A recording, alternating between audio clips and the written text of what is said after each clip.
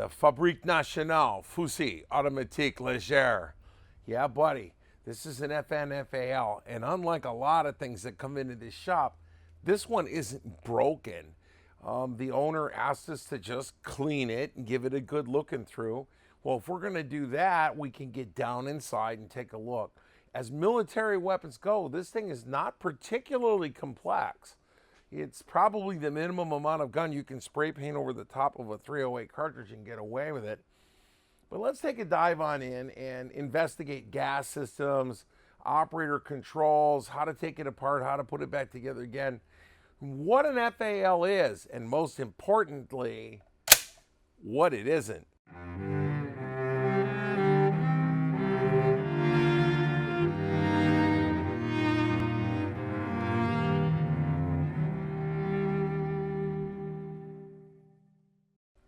We have the luxury of knowing that the gun's empty, but if you didn't know it was empty, probably the first thing you should do is take the magazine out of it. The magazine was empty. We'll roll it up and take a look inside the ejection port here, and we can see that there's nothing up inside the breech of this. So it's clear. So now what we want to do now is take it the rest of the way apart. With the mag out. These mags are very robust and were designed apparently to be used over again. These are not disposable. They're pretty tough. On the back of the gun right here, there is a lever that you push, and when you push it, the gun breaks here in the middle.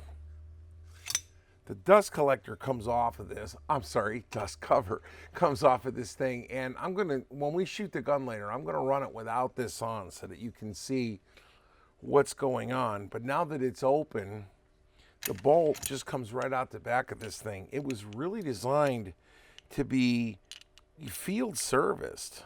You can drop the bolt out of it and bang, there it is. There's the bolt. And this is the carrier, and we'll describe how this carrier works here in a little bit, but it's actually not a very complex piece of kit. That pops down in there and bang, there it goes. So when it's unlocked, the rear end of the bolt is lifted up. So there's the lock position and there's the unlock position. Lock, unlock. It's not much. So when a bolt carrier takes off to the rear, this goes, and then the whole thing goes to the rear, it comes back, and then it kicks the tail down.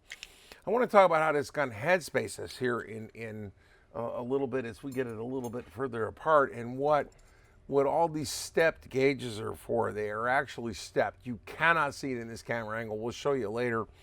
But it goes up a couple of thousandths at a time, and it tells you how to check headspace.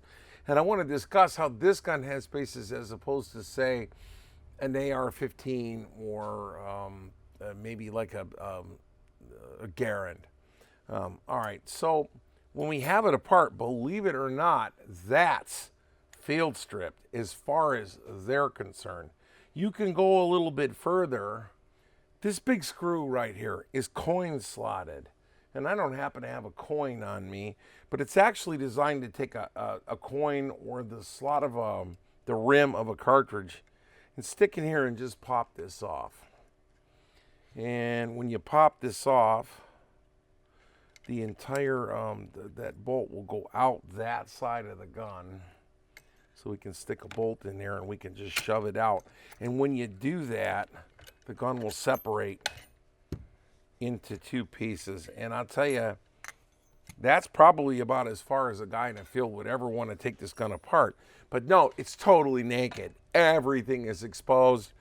Dirt will find a place to hide in here, but not much. Even the fire control group is wide open. So let's get a little deeper into how this upper receiver works. I wouldn't even call it an upper receiver. It's the receiver.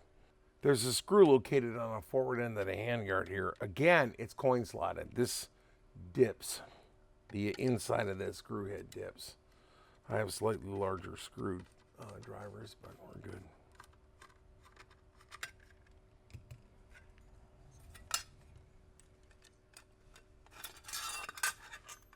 So far, even though we've needed a screwdriver to take this thing, we've used one, we didn't need one, okay? So this is the gas system, and there's not a whole lot to it. There's a plunger, tap it in here, You can see it sticking out the back. And the gas piston is up inside. Gas from the barrel is ported off and it jumps in there. And this thing is kind of gacked up, so we are going to clean it. We'll take it all the way apart and we'll look at it. This particular edifice right here has different sized holes in it, which are gas dumps in this case. This is not a supply, so the biggest hole gives you the most dumping action. The smallest hole gives you the least amount of dumping action. There is, in the front end of this, a grenade cutoff that allows you to cut the gas off for shooting grenades and then turn the gas back on again for comprehensive for fire, for normal fire. There's not much here. And when you look at it, you go, well, golly, Mr. Mark, doesn't that look an awful lot like an SVT40? And you'd be right. There were a lot of similarities because at the end of the day, you get like-minded engineering minds in the same room, and they all pretty much generate the same answer. So let me take the gas system the rest of the way of the part, and for that, we need to get up on a universal work holding system. So we need to get the gas system out of this thing, and as you can see, my fingers are already starting to get pretty much yatzed up. This unlocks by pushing through. You get an intermediate position, and then that's grenade there automatic. But if you bring this handle until it's around on the bottom, it will release the nose of the gas port. So you can see the gas port here, and when it's facing down, the gas port is receiving gas from inside the barrel, turning it around and shoving it out the back. When it's up, it cuts it off. Gas that gets through here then gets dumped by this valve, and we'll get in tight, and I'll show you how this whole valving arrangement works. But then it's a matter of removing the tappet out. So the gas piston slides this way, and the rear end of this thing pops out and hits the top of the bolt carrier. It hits it right there in that little round bullseye right there. So that'll hit it, bow, hit it, and take off to the rear. That is about as far apart as you're really allowed to take it. You can take this gas regulator off, and I want to show you how that works first. This gun works on a dump system. So right now at position 1, the dump is shut. That hole, as best as I can work out, is a lubricant hole, because after this thing gets run a bunch, all of this turns into like crusty madness. Okay, so as we run this open to position 2, and I'm going to go a lot further, the dump begins to appear right here. So the further you have this back, the more gas you're dumping off, and then you start over again. So you have like 2 complete revolutions all the way to 7. And then after that, the dump's all the way open, all right? So I'm assuming then, and I've never run this gun before. I'm not an operator of this system. I've never run it out in the world. And Cunningham's Law will rear its ugly head here, and we'll be told exactly what this is supposed to do. But that's maximum gas.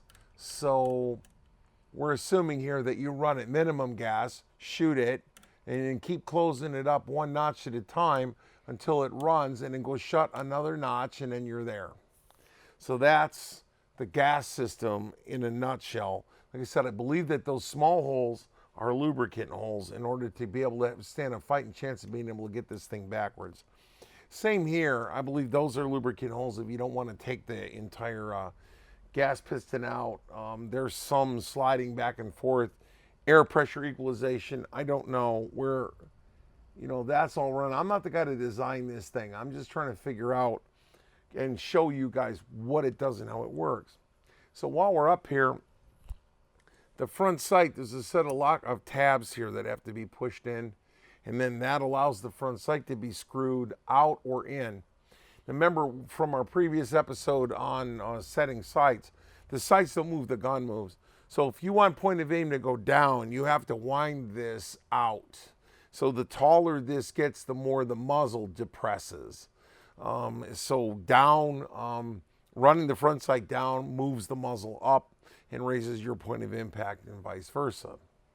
Also up at the front end, and I don't want to take this apart because there's a set of stakes, and you fold that in. This nut and that stud are the pivot for this bipod leg. So there's an epic spring up in here, and this epic spring retracts and runs over this. Now, this slope is a little bit downhill, so it's darn near bringing itself out. And then when you come all the way back, that'll pop back over, bang, and it keeps the bipod retracted. So it's retracted and it's out. Something else to remember to oil, shove a little bit of oil up in here. I really don't want to take this apart because it doesn't prove anything and it's not necessary in a strip this far down, but it can be done. You just have to have a vise to put it back together again, because that spring has to be captured, retracted up out of the way. The leg has to be shoved down. The bolt has to be put through. The nut has to be run down, and it requires 3 men and a small boy to actually do that. Coming back into the finished part of the receiver, there's two things I want to show you right now. This right here is the bolt stop, and this will stick up. We'll roll this over here in a minute. I'll show you how it works. But there's a tab on the back of the magazine follower. That tab right there, let me be a little more precise. That tab right there is going to come up and lift that up into the way when it's over with, and then to drop the bolt, you stick that down. And then this right here, let me relight that a little bit right there. So that's what's impaling the magazine right there on this ledge right here. So that will go up in and snap. Now we're going to flip this over and we're going to look at that from the top because it makes a lot more sense. That's the bolt stop right there, and the bolt stop comes out and just catches the bottom edge of the bolt. It just mechanically prevents it from going forward unless it's down, and then it can go forward. All right, the magazine catch on the bottom here. Let's see if we can get a good look at this. That hooks in the front right there, and then you can see how when the follower moves up, it just picks the bolt stop up. So that's how it knows when you're out of ammo. And then when the bolt's pressing forward on it, you can drop the mag out, right? And then that will stay up because the carrier's just shoving into it. If you bump the rear end of the gun or you push down on this, then it'll take off to the front. Very good. Bolt handle is, let me get that out of the way. That's the carry handle. All that is, it slides in a groove here, and there is a projection sticking out. This piece right here, which is held in with the pin, sticks out, and that just grabs the bolt, brings it to the rear, and then you can bring that forward and shove it.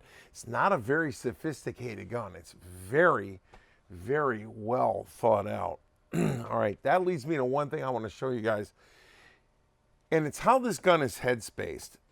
And it head spaces off of this block right here. Been a lot of discussion about head space lately, and I will tell you that is the abutment. But head space is the distance between the back end of the cartridge and the bolt face. No, it's not. That's the ultimate. So if you changed how thick this is, this bolt comes up in here, and when the bolt comes up, it drops in, right like that. So the bolt carrier will lift this up and bring it to the rear, and it'll come in and it'll drop down on this piece that's sticking through, it is, on this piece that's sticking through here. So if we changed how thick that piece of metal is, and I would take it out for you, but you gotta press it out. It's not something that's designed to be taken out lightly. So let's say, for instance, we had a set of gauges. And these gauges that we talked about, let me see here if I can highlight. There it is, right? All right, Bruno's focusing. There is a step here. There's a step here, and I got to get them lit. There they are. Now you can see them. See those steps? This changes in thickness. So as we go up this gauge stick here, we can see that it gets thicker and thicker as we go up. So what would happen is you would run this gauge through that hole with that missing, and you would start at its thickest, and then as you start pulling this back in steps, you would finally get to a point where the bolt would just drop down on top of it.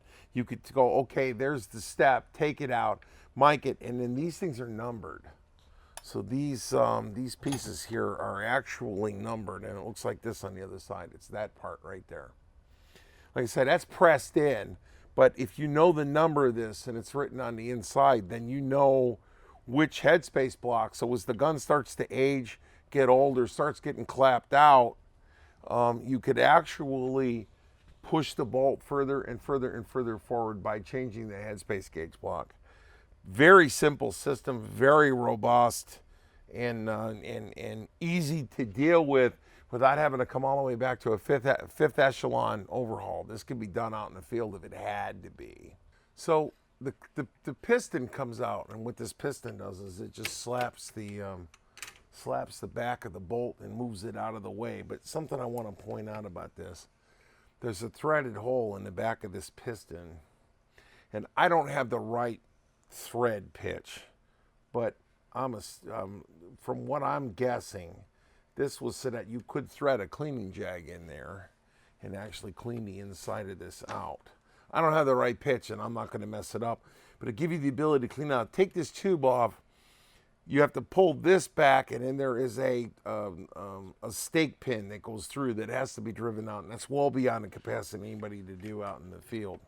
So this rod only moves not very far back. There's a little bit of a bind in it that I got to take out of this one, and the bind's up in a tube up here somewhere. But all this does is hits the bolt carrier. The bolt carrier comes to the rear. This stops, and whatever momentum the bolt carrier has, it goes the rest of the way to the rear. Then from the bottom, we can see the bolt come forward. Our pin, our headspace pin goes through right there and comes out on this side right here. So then as the bolt carrier comes forward, the bolt cams down and that locks. There's the center line of the bolt right there. That's the center line of the head. So when the bolt drops down, the force from the cartridge comes back through and into the frame. So there's the abutment. The front end of the chamber is the other end of that, and headspace is set by how thick that block is. Well, I have here the fire control group dropped out of the bottom of the receiver. I've dropped the whole thing out, right? So looking this way, we have the safety that goes into that hole right there. We have the trigger that comes in that hole, and then the hammer comes in that hole, and this is the takedown on the gun. So this is kind of the breakout, and I'm telling you, it doesn't get much simpler than this. It really doesn't. The sear / disconnector here has an oblong hole in it.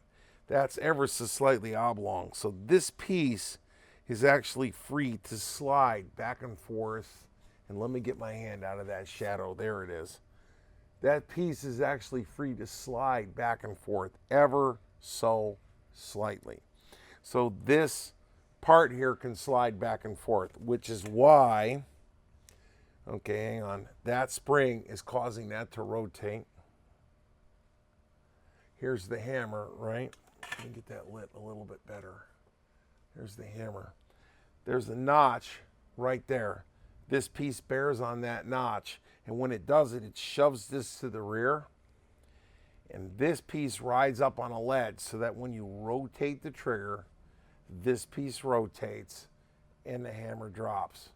Now when it does that and you turn the trigger loose, the trigger will rotate back down and this will slide back up on top against spring tension once the hammer's cocked. That's it. All this safety does is prevents this mechanism here from rotating to the fire position. This is the piece that locks it all together. This cassette here pushes on the hammer, and it's also pushing backwards into a ball notch inside the receiver. There's a little ball end on that right there.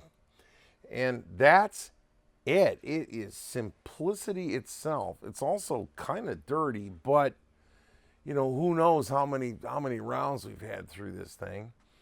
But that's it. We now have the gun stripped down to its lowest common denominator. The FAL was made in a full auto format. However, I'm going to tell you, semi's about all you want, because unless you were trained like this guy was,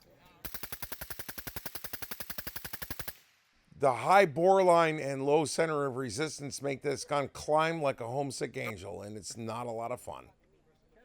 We're going to put just a little bit of oil down on the bottom. The bolt carrier is simplicity itself. You take the tail of the bolt, that's the firing pin sticking out, stick it through and rotate that in like that.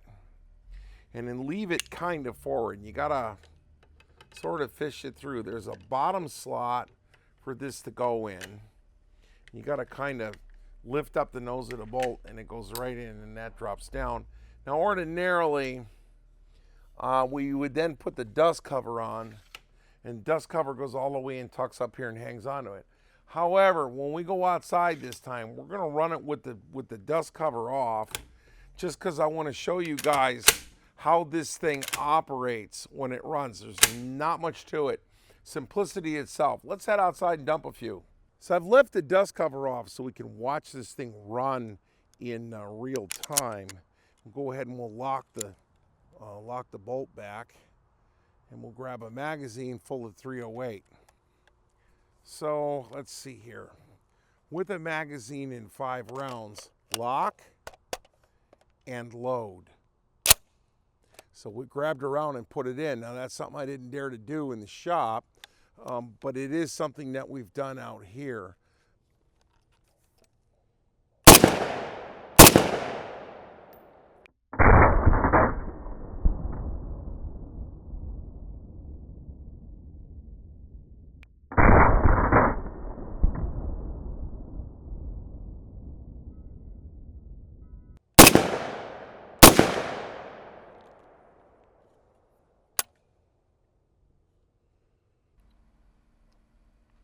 Well, there you have it. George Jetson's battle rifle. And I got to tell you, this thing is a thing of beauty. I love them. It's simplicity itself. It's brutality defined. However, we did just a quick walk through the inside of a very simple, very high power battle rifle. And as always, it's been a pleasure, folks.